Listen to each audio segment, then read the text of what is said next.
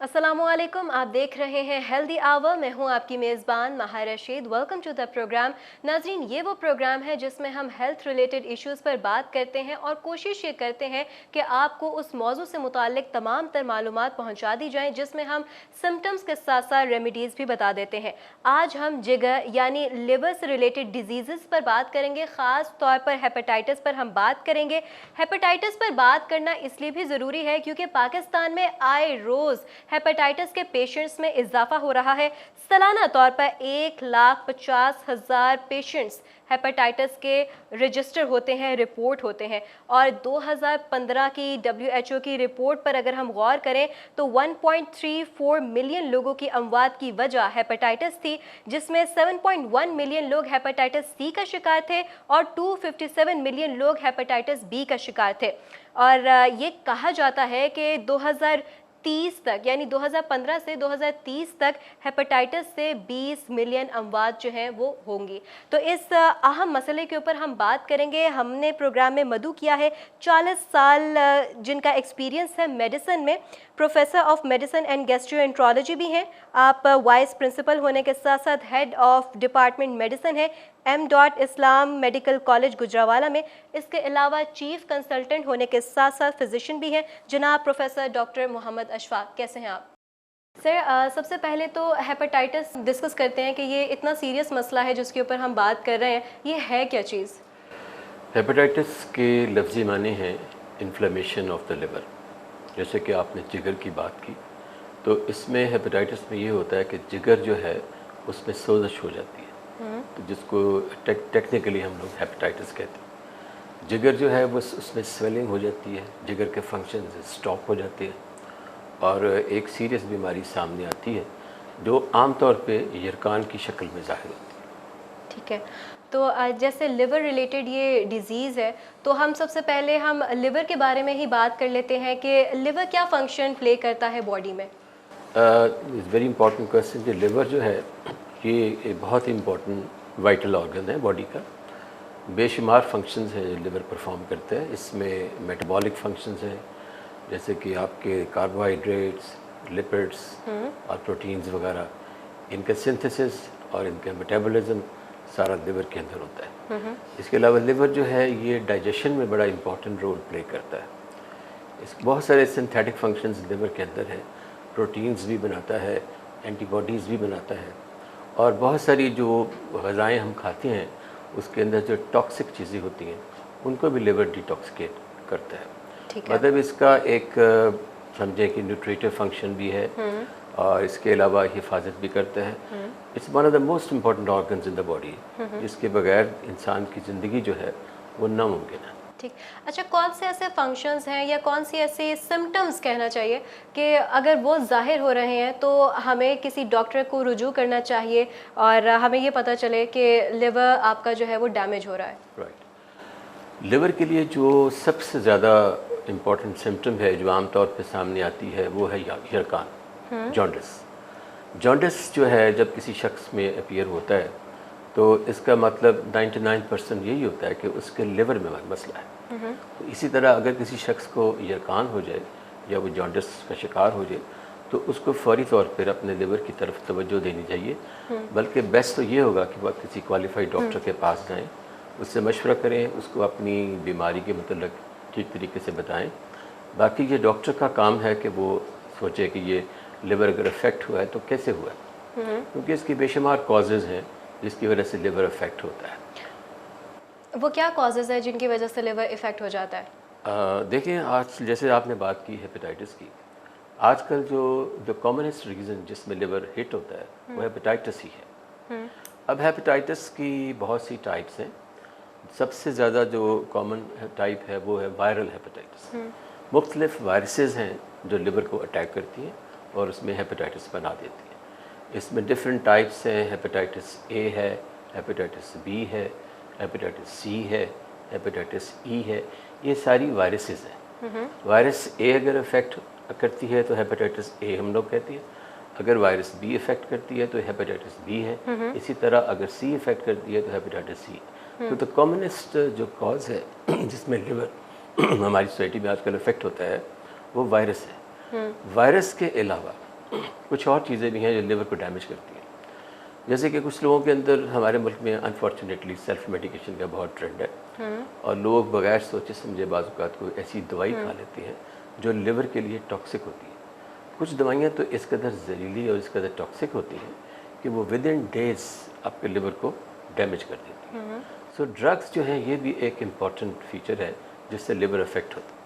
और एक और चीज़ जिससे लिवर अफेक्ट होता है, फॉर्चुनेटली हमारे मुल्क में कम है, वो है ड्रिंकिंग। अल्कोहल इनटेक कुछ लोग साल साल पीते रहते हैं तो उनका आहिस्ता आहिस्ता उनका लिवर जो है वो ख़राब हो जाता है। इसके अलावा बहुत बेशुमार बीमारियाँ हैं जिसमें लिवर इफ़ेक्ट हो जाता है। फॉर एग्ज़ाम्पल डायबिटीज़ में समटाइम्स डायबिटीज़ में लिवर के अंदर फैट आ जाती है तो मोटापे में लिवर इफ़ेक्ट हो जाता है। There are hundreds of causes जिसमें लिवर जो है अफेक्ट होता है। ठीक है, और एक ऐसा पर्सन जिसका लिवर इफ़ेक्ट हो चुका है तो उसके पास सर्वाइवल पीरियड कितना रहता है अगर वो ट्रीटमेंट नहीं ले रहा तो? ये डिपेंड करता है कि उसको बीमारी क्या है, किस वजह से उसका लिवर इफ़ेक्ट हुआ है। जैसे ये हेपेटाइटिस है, हेपेटाइटिस की बात हम डिटेल में करेंगे। हेपेटाइटिस ए, ई है, बी और सी है। बाज़ औक़ात हेपेटाइटिस का जो वायरस है वो इतना अटैक उसका इतना सीवियर होता है जिसको हम टेक्निकली फुलमिनेंट हेपेटाइटिस कहते हैं। Fulminant hepatitis sometimes is so severe कि विद इन डेज इससे बंदे की डेथ हो सकती है। अच्छा। इसके अलावा जैसे मैंने कहा कि कुछ पॉइजन्स ऐसे होते हैं, कुछ दवाइयाँ ऐसी होती हैं वो लिवर को इंतहाई पूरे तरीके से अफेक्ट करती है। अच्छा, बहुत सारा बड़ी क्यूरियोसिटी हो रही है आपकी बात सुनकर कि मेडिसिन्स भी ऐसी हैं जो लिवर इफ़ेक्ट करती हैं। वो कौन सी मेडिसिन्स हो सकती हैं जिन्हें अवॉइड कर लेना चाहिए? यस, वैसे तो कॉमन इस्तेमाल में ऐसी मेडिसिन्स अवेलेबल नहीं है, लेकिन एक मेडिसिन जिसका इस्तेमाल बहुत ज़्यादा है पैरासीटामोल या पैनाडोल। पैनाडोल भी? पैनाडोल की अगर आप 25 से 30 गोलियाँ खा लें एट ए टाइम ये लिवर को ख़त्म करने के लिए काफ़ी है। अच्छा। यूरोपियन कंट्रीज़ में जो आजकल पॉइजनिंग जो सामने आती है उसमें पैनाडोल सरेफेरिस्ट है। देखने में ये बड़ी सिंपल दवाई है, अक्सर लोग यूज़ कर लेते हैं, लेकिन इसका भी अगर एक्सेसिव यूज़ होगा, अगर इसकी क्वांटिटी ज़्यादा हो जाएगी, जैसे मैंने कहा 25-30 टैबलेट्स अगर आप खा लेंगे तो आपका लिवर गया। इसके अलावा और दवाइयाँ हैं जैसे एनेस्थेटिक एजेंट्स हैं बेहोशी में जो यूज़ होती हैं वो लिवर को डैमेज करती हैं। और इसके अलावा हमारे माशरे में जैसे कि आपको पता है कुछ देसी दवाइयों का भी ट्रेंड है। बहुत से लोग जो क्वालिफाइड नहीं होते वो तरह तरह की कुश्ते वगैरह जड़ी बूटियाँ वगैरह ले लेती हैं तो वो भी लिवर को डैमेज कर सकती है। And sometimes the damage is so severe एक बंदे की लाइफ जो है वो खतरे में पड़ जाती है। ठीक, हमने मेडिसिन्स के बारे में बात कर ली तो ये भी बताइएगा कि कौन कौन सी ऐसी खुराकें हैं जिनका कंज्यूम होना इंसानी जिगर को ख़राब कर देता है? ख़राब कर देता है। इसमें मैं अर्ज़ करूँगा सबसे ज़्यादा इम्पोर्टेंट वो खुराक है जिसमें आपका वेट ज़्यादा हो जाए। अगर आप चिकनाई ज़्यादा खाते हैं, मतलब आप गोश्त ज़्यादा लेते हैं, ओवर वेट हो जाते हैं तो उससे आपके लिवर के अंदर चर्बी जमा होनी शुरू हो जाती है। जब लिवर में चर्बी बढ़ती है तो आहिस्ता आहिस्ता पहले जिगर का साइज़ बढ़ता है, उसके बाद जिगर के फंक्शन जो हैं वो आहिस्ता आहिस्ता अफेक्ट होते हैं। फिर एक ऐसी स्टेज आ जाती है कि बिल्कुल जिसको हम सिरोसिस कहते हैं वहाँ तक भी इंसान जा सकता है। इसलिए आप ऐसी डाइट अवॉइड करें जिससे आपका वज़न बढ़े। इसके अलावा अल्कोहल इंटेक उसको अवॉइड करें, इससे आप अपने लिवर को बचा सकते हैं। अच्छा, अभी आपने सिरोसिस बोला, ये क्या है, ज़रा इजी वर्डिंग में बता देगा? हाँ, सिरोसिस जो है ये समझें कि जिगर की बीमारियों का ग्रेवयार्ड। अच्छा। जिगर जब किसी चीज़ से अफेक्ट होता है तो आहिस्ता आहिस्ता उसके अंदर डेड टिश्यू, उसका जो हेल्दी टिश्यू है वो डेड टिश्यू से रिप्लेस होना शुरू हो जाता है और एक स्टेज ऐसी आ जाती है जैसे वो श्रिंक हो जाता है, फाइब्रस टिश्यू यानी डेड टिश्यू आ जाता है, उस स्टेज को हम सिरोसिस कहते हैं। ठीक है, ठीक हो गया। अच्छा, अगर लिवर आपका इफ़ेक्टेड है तो जो पेन होती है, लिवर की भी पेन होगी यकीनन, तो वो कहाँ महसूस की जाती है? लिवर जो है ये आपके एब्डोमेन में राइट साइड पे होता है, चेस्ट के नीचे। तो अगर लिवर किसी वजह से स्वेल हो जाए या इसमें है जैसे कि हेपेटाइटिस में लिवर स्वेल हो जाता है, ठीक है, उसका साइज़ बढ़ जाता है, उसके ऊपर एक कैप्सूल होता है वो स्ट्रेच करता है तो उससे यहाँ खांसी दर्द समटाइम्स हो जाती है। तो यहाँ पे जहाँ पे आप पोजीशनिंग आप बता रहे हैं लिवर की, बहुत सारे लोगों को यहाँ पे लगता है कि अगर पेन हो रही है तो वो किडनी का कोई मसला है, शायद हम लोग डिहाइड्रेटेड हैं तो वो पानी ज़्यादा पीना शुरू कर देते हैं, तो इन दोनों में डिफरेंस क्या है? नहीं, इसके लिए तो मैं ये अर्ज़ करूँगा कि अगर किसी को ये फ़ील होता है कि उसको जिगर का मसला है या जिगर में दर्द हो रही है, तो बेस्ट ये है कि बजाय खुद डिसाइड करने के या अंदाज़ा लगाने के, आप किसी मुस्तनद डॉक्टर से रुजू करें। डॉक्टर का काम है कि वो डिसाइड करेगा कि आपकी दर्द जो है ये जिगर की वजह से है या किडनी की वजह से है, और उसके हिसाब से वो आपका ट्रीटमेंट देगा। सेल्फ डायग्नोस से परहेज। I will never encourage self diagnosis and self medication। ठीक तो उसमें ठीक। बड़ी प्रॉब्लम अच्छा सर, आप जानते होंगे कि हार्ट और स्किन को कोई मसला जब आता है तो वो डेड सेल्स या जो टिश्यूज़ डैमेज होते हैं उनको रिपेयर करने की सलाहियत रखते हैं। जी जी। Correct me if I am wrong. तो ये जो लिवर है, लिवर के बारे में भी कहा जाता है कि अगर सिर्फ 10% लिवर है तो ये भी आप बड़ा हो जाता है साइज़ में, बाकायदा शेप उसकी दोबारा बन जाती है। अल्लाह ताला ने लिवर के अंदर खसूसियत दी है कि लिवर अगर डैमेज हो जाए तो उसके अंदर रीजनरेशन पावर है। बल्कि लिवर के फंक्शंस का इतना रिजर्व है कि अगर आपका 80% लिवर भी डैमेज हो जाए, 80% से ज़्यादा भी डैमेज हो जाए, इसके बावजूद आप सर्वाइव करते हैं। अच्छा। ये अल्लाह ताला की तरफ से ख़ास इनायत है। बहुत से लोगों के लिवर ख़राब होते हैं लेकिन वो ज़िंदगी गुजार रहे होते हैं। अच्छा, ठीक हो गया, ठीक हो गया। तो यानी कि लिवर के अंदर ये अल्लाह ताला ने सिम्टम्स या ये सलाहियत रखी हुई है कि वो इट्सेल्फ रीजनरेट हो जाता है। ठीक हो गया।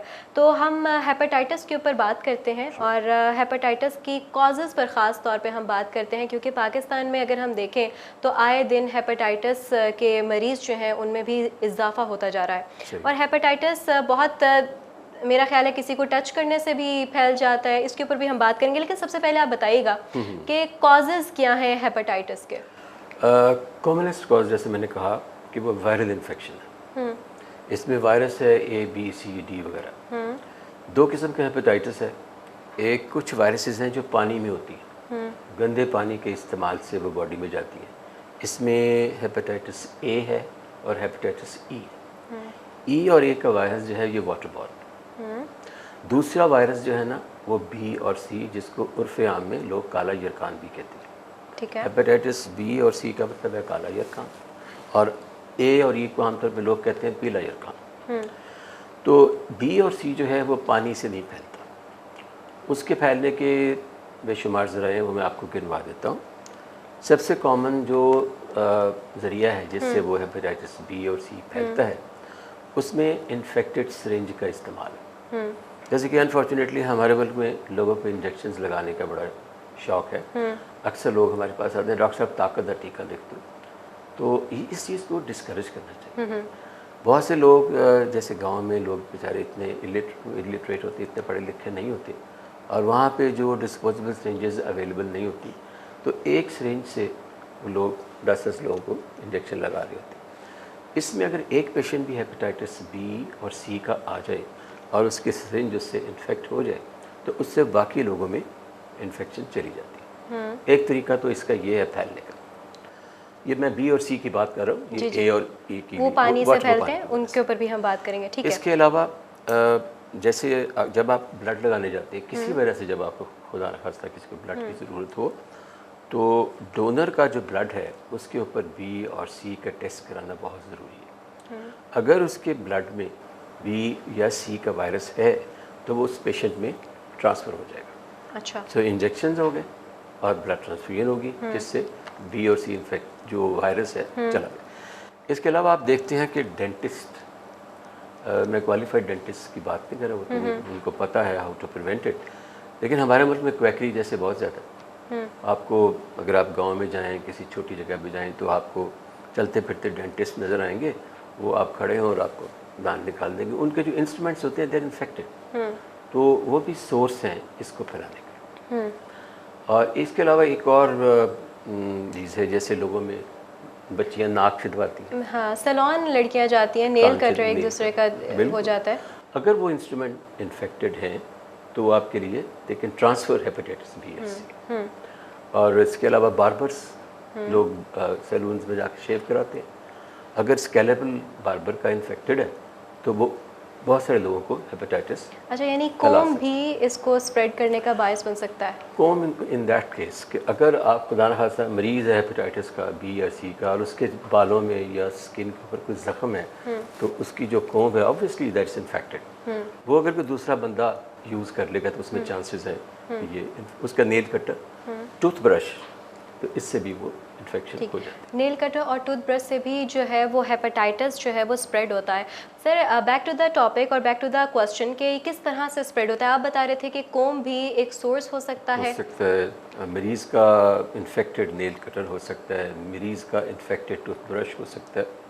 इसके अलावा टैटूइंग, लोग टैटूइंग कराते हैं ना, उसमें जो भी चीज़ प्रिक करने वाली हो अगर वो इन्फेक्टेड होगी तो it can be cause of transfer of virus to your body.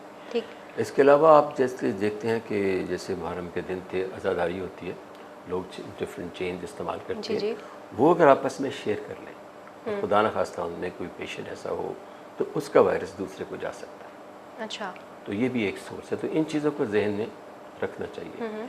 इसके अलावा हॉस्पिटल्स में जैसे कि मुख्तलिफ इंस्ट्रूमेंटेशंस होती है, एंडोस्कोपीज़ वगैरह होती हैं, वहाँ से भी अगर इंस्ट्रूमेंट प्रॉपरली क्लीन नहीं है, इन्फेक्टेड नहीं है, तो it can transfer the virus. तो ये कोई 8-10 तरीके हैं जिनसे ये वायरस जो है एक इन्फेक्टेड बंदे से हेल्दी बंदे में चला जाता है। ठीक। तो सर, वाटर बॉर्न के ऊपर भी, वाटर बॉर्न जो डिजीज़ेज़ हैं उन पर भी बात करते हैं, जिसकी सबसे बड़ी डिजीज़ हेपेटाइटिस है। हेपेटाइटिस तो जो आप हेपेटाइटिस ए और ई। ए और ई की बात कर रहे थे, इसके बारे में बताइएगा। इसका क्या गंदा पानी पीने से होता है ये? हेपेटाइटिस ए और ई को हम काला यरकान नहीं कहते क्योंकि इसकी ड्रेडफुल कॉम्प्लिकेशंस नहीं है। बी और सी की मैं बात करूँगा, उनकी बहुत ड्रेडफुल कॉम्प्लिकेशंस हैं, इसीलिए उनको काला यरकान कहते हैं। ए और ई जो है ना कंपैरेटिवली ये ज़रा सा सेफ़ है। ए में लोग इफेक्ट होती हैं, ई में होती हैं। ये वाटर बॉर्न है, इसका वायरस जो है पानी के अंदर होता है, गंदे पानी के इस्तेमाल से, बल्कि इसके एपिडेमिक्स होते हैं। गर्मियों के दिनों में समटाइम्स इसके केसेस आने शुरू हो जाते हैं। किसी इलाके में अगर वाटर सप्लाई ठीक ना हो तो वहाँ पे इसे हेपेटाइटिस ए के केसेस आ जाते हैं। इसका प्रोग्नोसिस अच्छा है, ना मोर देन 90% लोग जो है ना वो रिकवर कर जाते हैं और उनको कोई कॉम्प्लिकेशंस, जैसे मैंने सिरोसिस की बात की, सिरोसिस जो है ये बी और सी काले यरकान की कॉम्प्लिकेशन है। ए और ई में आमतौर पे सिरोसिस ऐसा नहीं होता। ठीक। तो इसमें अगर आप साफ़ पानी का इस्तेमाल करें और अपनी हाइजीनिक कंडीशंस का ख्याल रखें, स्पेशली जो आपके स्टूल्स वगैरह हैं उनको प्रॉपरली तरीके से डिस्पोज ऑफ करें, खाना खाने से पहले प्रॉपर हाथ धोएं, छोटी छोटी बातें हैं जो हमारे इस्लाम भी सिखाता है। तो अगर आप इनका ख्याल रखें तो आप ए और ई से बच सकते हैं। और इसके अलावा हेपेटाइटिस जो ए है उसकी प्रिवेंशन के लिए वैक्सीन भी मौजूद है। अच्छा। ई के लिए नहीं है। 2 हेपेटाइटिस हैं जिनकी वैक्सीन है, एक हेपेटाइटिस ए है और एक हेपेटाइटिस बी। अच्छा। बी की vaccine is very very effective, बल्कि बी जो है वैक्सीन की वजह से इट्स ऑलमोस्ट अंडर कंट्रोल। और बी की वैक्सीन जैसे कि आपको पता होगा, हमारा जो बच्चों के लिए प्रोग्राम है नेशनल इम्यूनाइजेशन प्रोग्राम, उसमें शामिल है। न्यूबॉर्न बच्चे को पैदाइश के बाद जो चंद एक टीके फ़ौरन लगाए जाते हैं उसमें हेपेटाइटिस बी का टीका भी है। अच्छा। बाकी सी की वैक्सीन नहीं है, ई की वैक्सीन नहीं। ठीक। अच्छा सर, सिम्टम्स भी आप बता दीजिएगा। हम इसका स्प्रेड भी हमने बात कर ली और इसकी वैक्सीन के ऊपर हम मज़ीद जो बाकी रिमेनिंग है उनके ऊपर भी बात करेंगे, लेकिन सिम्टम्स का भी बता दीजिएगा कि कौन से सिम्टम्स हैं जिसकी वजह से आप डायग्नोज कर सकते हैं कि हाँ, देखिए हेपेटाइटिस बी और सी के मतलब मैं बात करना चाहूँगा। ए और ई तो आम, ए और ई का तो सीधा साधा है कि पेशेंट को यरकान होता है, उसके यूरिन कलर जो है ना, सबसे पहले यूरिन का कलर जो है डार्क हो जाता है, जिस तरह सरसों का तेल है ना इस तरह का यूरिन आना शुरू हो जाता है। अच्छा। मरीज़ की जो भूख है वो ख़त्म हो जाती है, खाने को जिस्म टूटता है, बुखार होता है, यूरिन का कलर हाई हो जाता है और इसके अलावा आंखें पीली हो जाती हैं, जिसको यरकान कहते हैं। तो ये तो सिम्टम्स हैं एक क्लासिकल केस जो हेपेटाइटिस ए है या ई। ठीक। बी और सी के मतलब मैं बात करना चाहूँगा कि कुछ लोगों में बी और सी का वायरस होता है, लेकिन वो देखने में बिल्कुल हेल्दी होते हैं, फर्स्ट क्लास, कोई मसला नहीं, खाते पीते आगते भागते दौड़ते। ऐसे लोग किस तरह पकड़े जाते हैं? जैसे किसी को जॉब मिल गया, उसने कहा जी आप मेडिकल कराएं। अब वो मेडिकल कराने गए तो उन्होंने कहा जी आपके अंदर तो वायरस आ रहा है बी और सी का, पहले आप इसका इलाज करें। एक तो एम्प्लॉयमेंट के वक्त जब मेडिकल एग्जामिनेशन होता है वहाँ पे पकड़े जाते हैं। इसके अलावा समटाइम्स आप लोग जाते हैं ब्लड डोनेट करने, आपने किसी की कॉल सुनी है, ब्लड देने गए, तो ब्लड देने से पहले जब टेस्ट किया तो पता चला जी इसमें तो हेपेटाइटिस आ रहा है, बी और सी। एक तो इस तरह से पता चलता है। शुरू में हेपेटाइटिस बी और सी के जो पेशेंट्स होते हैं उनकी एब्सोल्युटली कोई सिम्टम बिल्कुल नॉर्मल होते हैं, बल्कि जब उनको हम लोग कहते हैं कि आपके अंदर ये वायरस है, आपको इलाज करना चाहिए, तो कुछ लोग डिनाई करते हैं, कहते हैं मैं तो बिल्कुल ठीक हूँ, मुझे काम कर, डॉक्टर साहब चक्कर में डाल रहे हैं। हाँ।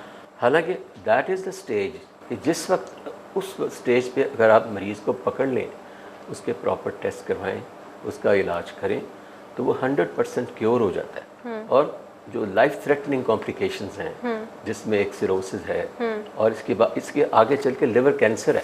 अच्छा। अगर आप बी और सी को ट्रीट ना करें तो सिरोसिस के बाद नेक्स्ट स्टेज जो है वो लिवर कैंसर है, लिवर कैंसर आ जाता है। ये दोनों जानलेवा बीमारियाँ।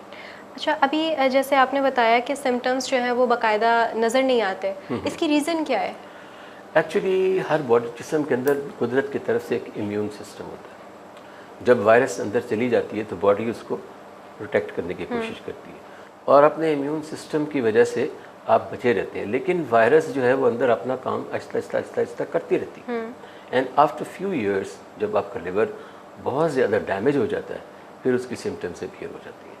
जैसे मैंने कहा था कि लिवर के अंदर अल्लाह ताला ने बहुत फंक्शनल रिजर्व दिया है। आपके अंदर अगर आपका 80% लिवर भी डैमेज हो गया है, 85% भी, आप फिर भी सर्वाइव कर सकते हैं। तो उस खुदावंद ताला की इस नेमत की वजह से लोग जो हैं वो चलते रहते हैं। लेकिन फिर एक स्टेज ऐसी आती है कि जब लिवर हद से ज़्यादा ख़राब हो जाता है, फिर उसकी जो ड्रेडफुल कॉम्प्लिकेशंस हैं, जिसमें एक है पेट में पानी पड़ जाना, कहते हैं ना जी पेट में पानी पड़ गया। It is one of the complications of hepatitis B, काला यरकान के सिम्टम है। ये वो स्टेज है, इसको आप कह सकते हैं कि टर्मिनल स्टेज। पेट में जब पानी पड़ जाए तो इसका मतलब आपका लिवर जो है ना, इट इज़ ऑलमोस्ट गॉन। इसके अलावा कुछ लोगों में खून की उल्टियाँ आने लगती, अच्छा, वो भी इसकी वजह से। और कुछ लोगों में काले पखाने शुरू हो जाते हैं, जैसे कोल टार नहीं होती, वो काला पखाना जो है वो भी ब्लीडिंग है, अच्छा, जो ऊपर से आ रही होती है। ये भी एक जिगर की कॉम्प्लिकेशन है। और कुछ लोग बेहोशी में चले जाते हैं, कोमा में चले जाते हैं। ये सारी लिवर की कॉम्प्लिकेशन है। ये बी और सी की हैं। अगर आप इनको ट्रीट ना करें और ये आहिस्ता आहिस्ता बढ़ता जाए तो इस तरह के सिम्टम्स के सामने आ जाते हैं। ठीक है। और हेपेटाइटिस से जॉन्डिस भी होता है? Yes, jaundice is a symptom है, जिसमें जॉन्डिस ए में भी आ सकता है, ई में आता है, बी में भी है जॉन्डिस हो सकता है, सी में भी हो सकता है। लेकिन आम तौर पे हमारे पास जो बी और सी के केसेस आते हैं वो जॉन्डिस के बगैर होते हैं। अच्छा, और जैसे आपने बताया थोड़ी देर पहले, न्यूबॉर्न बेबीज़ को भी हेपेटाइटिस बी का इंजेक्शन लगता है, लगाया जाता ठीक है? तो जो न्यूबॉर्न बेबीज़ होते हैं इनको भी बाज़ों का सुनने में आता है कि जॉन्डिस हो गया है, जी जी, या कुछ छोटी उम्र के बच्चे होते हैं उनको भी जॉन्डिस। हाँ, इसकी क्या रीज़न है? न्यूबॉर्न बेबी जो होते हैं उनमें आमतौर पे फर्स्ट वीक में, पैदाइश के पहले हफ्ते और 10 दिन के अंदर चंद दिनों के लिए यरकान होता है। अच्छा, ये वाला जो यरकान है ये कोई बीमारी नहीं है, इट्स ए फिजियोलॉजिकल जॉन्डिस। अच्छा, तो इसके लिए परेशान होने की ज़रूरत नहीं होती। इसमें बच्चा 2-4 दिन या हफ्ते 10 दिन के अंदर रिकवर कर जाता है। अच्छा, तो ये डेंजरस नहीं है, इसको हम फिजियोलॉजिकल जॉन्डिस कहते हैं। ठीक। तो ये जेनेटिकली भी ट्रांसफ़र होता है हेपेटाइटिस? हेपेटाइटिस जी नहीं, जेनेटिक्स से इसका कोई ताल्लुक नहीं है, लेकिन इसकी सेक्शुअल ट्रांसमिशन है। अच्छा, हेपेटाइटिस बी की सेक्शुअल ट्रांसमिशन है, हेपेटाइटिस सी की भी है, लेकिन बी की बहुत ज़्यादा है। अगर किसी बंदे को हेपेटाइटिस बी है तो एक तो उसको चाहिए कि अपने पार्टनर का भी टेस्ट करवाए, और अगर वो भी इन्फेक्टेड है तो दोनों को इलाज कराना चाहिए। अच्छा, तो सर जैसे हमने जब स्प्रेडिंग की बात की थी तो उसमें आपने बताया था कि टैटू या पर्सिंग या इस तरह की जो चीज़ें हैं वो अगर प्रॉपरली स्टेरलाइज ना हो या वो इफेक्टेड हो तो वो जो है इन्फेक्टेड हो तो वो पेशेंट्स जो है ना उससे टारगेट हो जाते हैं, हेपेटाइटिस जो है उससे वो स्प्रेड हो जाता है। तो सवाल यहाँ पे ये आता है, स्टेरलाइजेशन प्रोसेस क्या है? वाटर का तो चलो हम समझ लेते हैं, बॉयल कर लें, ठीक है, या जो मिनरल वाटर है उसका इस्तेमाल कर लें, ठीक है। तो ये जो हेपेटाइटिस बी और सी है, इनका क्या प्रिवेंशन, इनकी क्या होगी? देखिए, इसके लिए स्पेशल सॉल्यूशंस होते हैं जो हॉस्पिटल्स में और लैब्स में मौजूद हैं। इनको वायरस फ्री करने का एक स्पेशल प्रोटोकॉल है, वो घरों में आप अप्लाई नहीं कर सकते। वो उसके लिए वो एक स्पेशल इन्वायरमेंट चाहिए, लैब वगैरह चाहिए, स्पेशल सॉल्यूशन चाहिए जिससे वो इंस्ट्रूमेंट्स को स्टरलाइज कर। अच्छा, तो वो ठीक है। तो मेजॉरिटी इन द केस मेरा ख्याल है ये जो सैलून्स हैं ये लोग अपने इक्विपमेंट्स जो हैं वो नहीं करते होंगे इस वजह से, और जो उनको बार्बर्स हैं जो छोटे इसका लेवल पे बैठे इसका होते हैं। बेस्ट ये है कि वो डिस्पोजेबल चीज़ें यूज़ करें। मतलब एक पेशेंट आया, उस पर जो उन्होंने करना उसका जो इंस्ट्रूमेंट यूज़ किया वन टाइम यूज़ करें, उसको डिस्कार्ड कर दें। ठीक है। बेस्ट ये, जैसे कि हमारे डेंटिस्ट आजकल कर रहे हैं, they are using separate kits for every patient. अच्छा अच्छा, क्या वजह है कि काला यरकान पाकिस्तान में बहुत ज़्यादा है और इसके केसेस 12 मिलियन रजिस्टर हो रहे हैं बी और सी के? इसकी वजह मैंने आपको बताई है कि जैसे लोग शेव करवाते हैं बार्बर्स के साथ। अच्छा, इसमें वो प्रिवेंशंस या प्रिकॉशंस जो हैं वो नहीं नहीं रखी जाती हैं। लोग टैटूइंग करवाते हैं, मेलों में जाके डेंटल ट्रीटमेंट करवा लेते हैं बगैर सोचे समझे, जो मैंने चीज़ें बताई हैं, तो वो इसका बाइस बन जाती है। हेपेटाइटिस में सबसे डेंजरस टाइप कौन सी है जिसको हम, मेरा ख्याल है हेपेटाइटिस सी के बारे में ये कहते हैं कि अगर ये हो गया तो बंदा नहीं बचता। हमारे मुल्क में हेपेटाइटिस जो है ना, ये सी ज़्यादा है। वैसे तो बी भी बहुत है, लेकिन सी जो है ये ज़्यादा है। इसकी और रीज़न यही? इसकी वजह यही है जो मैंने आपको तरीका इसका बताया। सब बी और सी का जो मेथड ऑफ स्प्रेड है वो एक ही है। तो इसकी स्टेजेस अगर बहुत एडवांस चला जाए तो फिर जैसे मैंने कॉम्प्लिकेशंस बताई कि एसाइटिस हो जाती है, जिसके पेट में पानी पड़ जाता है, बेहोशी हो जाती है, लिवर कैंसर हो जाता है, सिरोसिस हो जाता है। ठीक ठीक। तो सवाल मज़ीद ये भी आता है कि अगर एक बार हेपेटाइटिस आपको हो गया है तो क्या ये मुमकिन है कि दोबारा क्योर होने के बाद हेपेटाइटिस आपको हो जाए? That's a very good question. ये जो है ना हेपेटाइटिस बी जो है, हेपेटाइटिस बी अगर किसी को हो जाता है तो उस शख्स के अंदर उस बी वायरस के ख़िलाफ़ एंटीबॉडीज़ बन जाती है और बंदा काफ़ी हद तक हेपेटाइटिस बी से सेफ़ होता है और बहुत कम चांसेस होते हैं कि वो दोबारा उसको इफेक्ट हो। लेकिन हेपेटाइटिस सी में ऐसा नहीं है। हेपेटाइटिस सी में अगर एक दफ़ा इन्फेक्शन हो जाए तो वो 85% जो है ना वो क्रॉनिक फेज़ में चले जाते हैं। अच्छा। तो बी से बचने का बेस्ट तरीका तो ये है कि आप उसकी वैक्सीन लगवाएं। अगर आप बी, जैसे हम एक टेस्ट करते हैं हेपेटाइटिस बी के लिए HPS-AG, अगर आपका वो टेस्ट नेगेटिव है तो आपको फ़ौरन वैक्सीन लगवानी। एक तो वैक्सीन जो बच्चे लगाते हैं, इसके अलावा एडल्ट्स भी वैक्सीन यूज़ कर सकते हैं। जैसे मैं टेस्ट करवाता हूँ, मेरे अंदर हेपेटाइटिस बी का वायरस नहीं है, but I am prone to get it, तो उसके लिए हेपेटाइटिस बी की वैक्सीन जो है इट्स वेरी इफेक्टिव। उसमें आमतौर पर 3 इंजेक्शन होती हैं। एक इंजेक्शन फर्स्ट होता है, उसके बाद महीने के बाद सेकेंड डोज होती है, फिर 6 मंथ्स के बाद थर्ड डोज होती है। इस तरह 3 इंजेक्शन अगर आप लगा लें तो आप 5 से 10 साल तक हेपेटाइटिस बी से बच जाते हैं। अच्छा, तो यहाँ पे ना एक क्यूरी ये भी आती है कि जैसे आपने इनकी टाइप्स के बारे में बताया A, B, C और E, तो इन सारों की जो सिम्टम्स हैं वो सेम ही है या ख़ास तौर पे हेपेटाइटिस C जो कि पाकिस्तान में बहुत ज़्यादा है, तो उसके इनिशियल स्टेजेस में क्या सिम्टम्स ज़ाहिर होते हैं या ये वही सेम हेपेटाइटिस के सिम्टम्स की तरह ही होगा? हेपेटाइटिस सी और हेपेटाइटिस बी जो है इसके इनिशियली सिम्टम्स मतलब शुरू में तो होते ही नहीं है। जैसे मैंने कहा कि लोग अपना मेडिकल कराते हैं तो पता चल जाता है, कोई एक्सीडेंटली सामने आता है। क्लासिकल हेपेटाइटिस जिसमें जॉन्डिस होता है वो ज़रा कम है, लेकिन वो भी हो सकता है। आमतौर पे सिम्टम फ्री होता है शुरू, खासतौर पे सी जो है। ठीक है ठीक है। और एक छोटी सी ब्रेक का टाइम हुआ है। ब्रेक के बाद हम लिवर ट्रांसप्लांट और हेपेटाइटिस के सॉल्यूशंस पर बात करेंगे। Stay with us. Welcome back नाजरीन, हम बात कर रहे हैं हेपेटाइटिस के बारे में और हमने काफ़ी हद तक डिस्कशन कर ली है। अब हम बात करते हैं इसके क्योर की, इसकी ट्रीटमेंट की। सर, आपसे सवाल ये है कि हेपेटाइटिस के बारे में हमने जान लिया कि एक काफ़ी डेंजरस डिज़ीज़ है अगर हम इसका ख्याल इनिशियल स्टेजेस में ना लें तो आपसे सवाल ये है कि क्या लिवर का कोई सॉल्यूशन भी है, इस डिज़ीज़ का कोई सॉल्यूशन भी है, कोई ट्रीटमेंट, कोई वैक्सीन? जी डेफिनेटली, जैसे मैंने कहा कि हेपेटाइटिस बी का तो बहुत सिंपल सोल्यूशन है कि अगर आप वैक्सीन लगवा लें तो आप इससे बच सकते हैं। हेपेटाइटिस सी जो है उसका चंद साल तक तो कोई इलाज नहीं था, लेकिन गुज़श्ता 5-6 साल से 2014 में यह हेपेटाइटिस सी के ट्रीटमेंट में बड़ा ब्रेक थ्रू हुआ है। अच्छा। और अब तो बड़ी मॉडर्न मेडिसिन आ गई है, तो जो क्रॉनिक पेशेंट होते हैं ना हेपेटाइटिस सी के, अगर आप उनका इलाज करें तो ये 3 महीने के अंदर अंदर ये वायरस जो है ये ख़त्म हो जाता है। इनिशियली इसका ट्रीटमेंट थोड़ा डिफ़िकल्ट होता था, एक्सपेंसिव भी था, लोगों को इंटरफेरॉन के इंजेक्शन लगवाने पड़ते थे, उन इंजेक्शन्स के साइड इफ़ेक्ट्स होते थे, बुखार चढ़ता था, बाल उड़ जाते थे और तरह तरह की कॉम्प्लिकेशंस होती थी। लेकिन आजकल जो मॉडर्न मेडिसिन आई है उसमें ये सब चीज़ें ख़त्म हो गई हैं।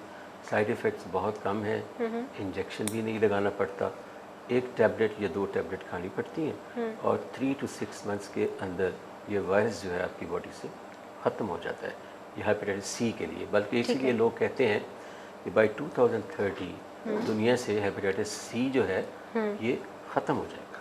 चले इंशाल्लाह ताला। इंशाल्लाह ताला। हेपेटाइटिस सी का तो आपने बता दिया, जो बी है, ए है, उनकी वैक्सीन ऑलरेडी अवेलेबल है। बी की तो वैक्सीन है, ए की भी है।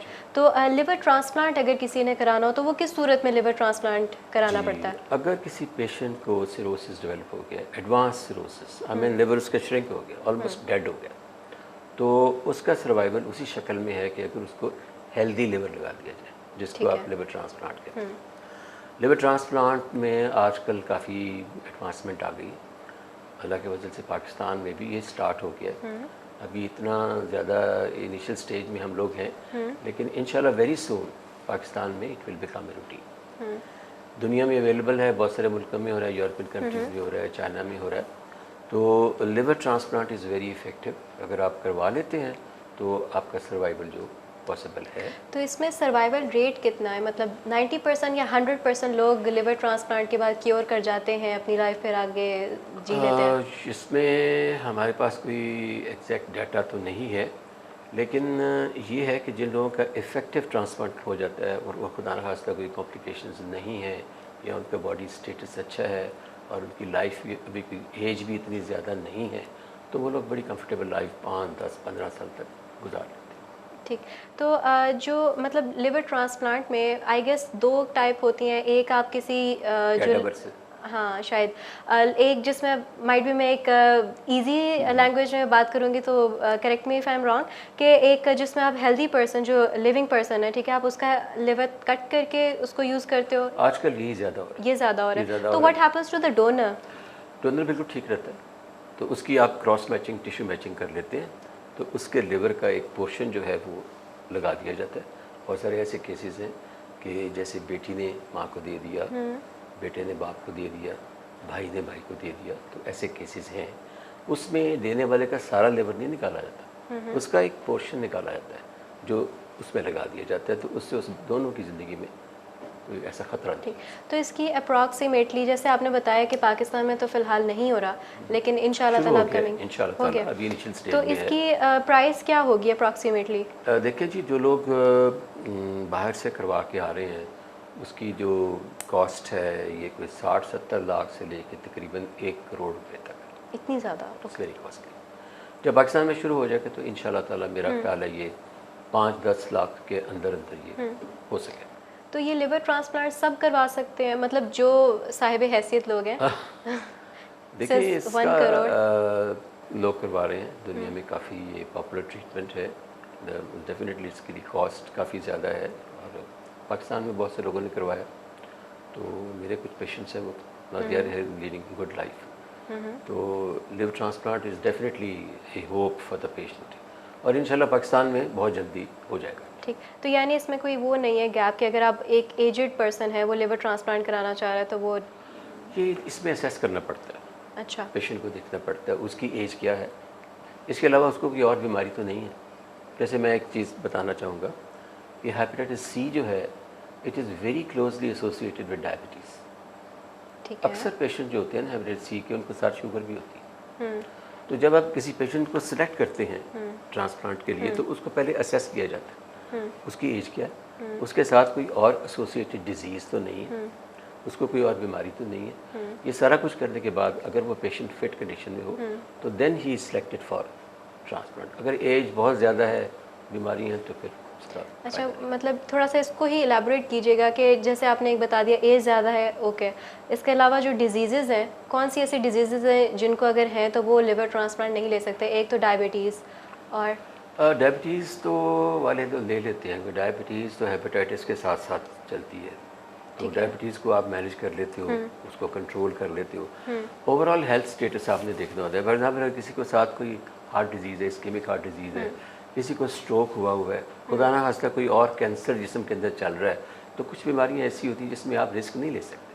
ठीक, तो उसमें आप लिवर ट्रांसप्लांट। अच्छा, बहुत सारे लोग ये सवाल करते हैं या उनके जहन में ये क्यूरियोसिटी होती है कि लिवर को डिटॉक्स किया जा सकता है? क्योंकि लिवर का इटसेल्फ फंक्शन ही होता है ना कि वो बॉडी की जो ब्लड में से डिटॉक्स करता है। लिवर के अंदर बेशुमार फंक्शंस हैं। लिवर आपके लिए प्रोटीन्स बनाता है, लिवर आपकी शुगर को, फैट को मेटाबलाइज करता है, लिवर आपके ब्लड के जो टॉक्सिक सब्सटेंसेज है उनको डिटॉक्सिकेट करता है, लिवर आपका कोलेस्ट्रोल मैनेज करता है। बेशुमार फंक्शंस हैं जो लिवर के अंदर है। तो जो लोग ये सोचते हैं कि शायद बेतहाशा पानी पीने से उनका लिवर जो है वो डिटॉक्स हो जाएगा, डिटॉक्सिफाई हो जाएगा, माइट भी उनके जहन में होगा जिस तरह किडनी स्टोन्स होते हैं तो बहुत ज़्यादा पानी पियो तो वो ऐसी कोई बात नहीं है। हेल्दी लिवर के लिए मैं आपको ये एडवाइस करूँगा कि पहली बात तो ये अपना वज़न ना बढ़ाएं। अगर आप अपना लिवर बचाना चाहते हैं, वज़न ना बढ़ाएं, अल्कोहल से परे रहें, ऊट पटांग दवाइयाँ इस्तेमाल ना करें, खाने पीने में आप सब्ज़ी और फल का इस्तेमाल ज़्यादा करें, गोश्त और चिकनाई से ज़रा परहेज़ करें। तो ज़रा थोड़ा सा अगेन इलेबोरेट कीजिएगा कि फ्रूट की स्पेसिफिकली अगर हम बात करें तो कौन से ऐसे फ्रूट्स हैं? इसमें fresh fruit of the season, ठीक है, सीजनल फ्रूट, फ्रेश फ्रूट अगर आप लें तो उसका वो सबसे अच्छा, उसमें न्यूट्रिएंट्स हैं, उसमें एंटीऑक्सीडेंट्स हैं, उसमें विटामिन हैं, तो वो आपके लिए बहुत इफ़ेक्टिव है। मौसम का फल, फ्रेश फल वो आप खाएं, सब्जियां इस्तेमाल करें और वज़न कंट्रोल करें, लिवर आप। और अगर हम वेजिटेबल्स की बात करें तो उसमें ग्रीन वेजिटेबल्स या वो अवॉइड करनी चाहिए? नहीं, ग्रीन वेजिटेबल्स हम लोग एडवाइस करते हैं जिन लोगों का यूरिक एसिड ज़्यादा होता है उन लोगों को कहा जाता है ग्रीन वेजिटेबल अवॉइड करें। वैसे तो green vegetables they are good. तो यानी फ्रूट्स और वेजिटेबल्स का इस्तेमाल फ्रेश फ्रूट, फ्रेश वेजिटेबल्स और थोड़ा बहुत, मतलब गोश्त मुकम्मल तौर पे मना नहीं है। देखिए बैलेंस डाइट में जितना गोश्त चाहिए है वो आप लें, लेकिन जो हमारे लोगों का लिविंग स्टाइल है, जैसे बैठे 3 किलो कढ़ाई खा गए या इस किस्म के, या सिरी पाए, निहारी और गुर्दे कलेजी धड़ाधड़ फेंकते जाना, दिस इज़ डेंजरस। अच्छा, कोई ऐसा फूड या फ्रूट अवॉइड तो नहीं ना है कि? ऐसा कोई नहीं, सारे फूड और फ्रूट्स जो सीजनल है वो इसमें आप कर सकते हैं विद एक्सरसाइज और लाइफस्टाइल जो है वो मेंटेन करें। Sir thank you so very much आपके टाइम का। और नाज़रीन, आपने जाना हेपेटाइटिस और इसकी जो कॉजेज़ हैं और साथ साथ रेमेडीज़ के बारे में भी हमारे इस प्रोग्राम में मज़ीद हेल्थ रिलेटेड इश्यूज़ और उनके सॉल्यूशंस जानने के लिए हेल्दी आवर देखते रहिए। फ़िलहाल के लिए अपनी मेज़बान माहा रशीद को दीजिए इजाज़त। अल्लाह निगहबान।